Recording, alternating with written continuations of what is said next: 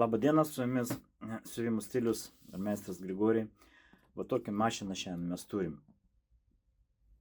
Jeigu jūs nupirkot va tokią mašiną, arba ruošiatės pirkti, pavyzdžiui, kągi su ją daryti?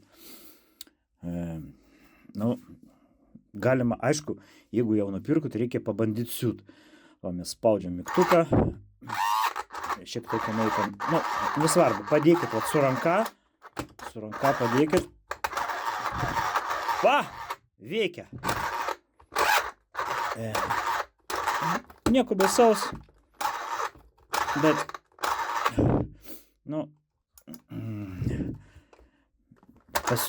pasiūtas.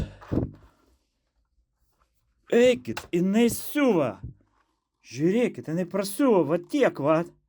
Čia stebuklas.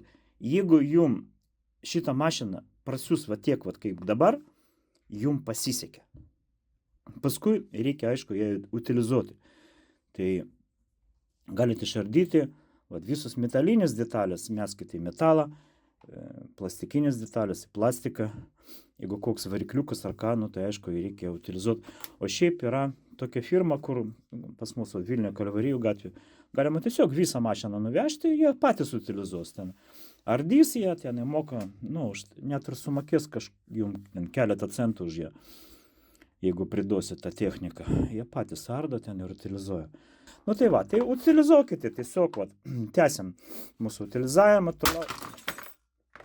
Va šitai po truputį, plaktukui. Va šičia tai jinai kažkaip baisiai stipri. Va taip, jums pavyks tikrai. Svarbiausia turėti tokią, nemažą plaktuką. Va, viduj, ką mes matom, viduj. Čia galima pavadinti vaikiškų žaisliukų. Bet metalą atskirai, metalinės dalis, metalinės, jūs dėkite į metalą, o plastikinės į plastiką. Neužterškit gamtą. Vis tiek gyvenam čia žemė. Va. Viską tai galima padaryti patiems, arba atiduokite į utilizavimą firmą. Varikliukas. Ten varikliukas dar viduje yra. Ką. Šiandien tiek. Su jumis buvo siuvimo mašinų meistras, OB siuvimo stilius.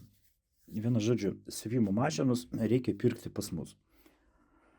Statykite laikus, dalinkitės video ir sėkmės jums. Viso gero.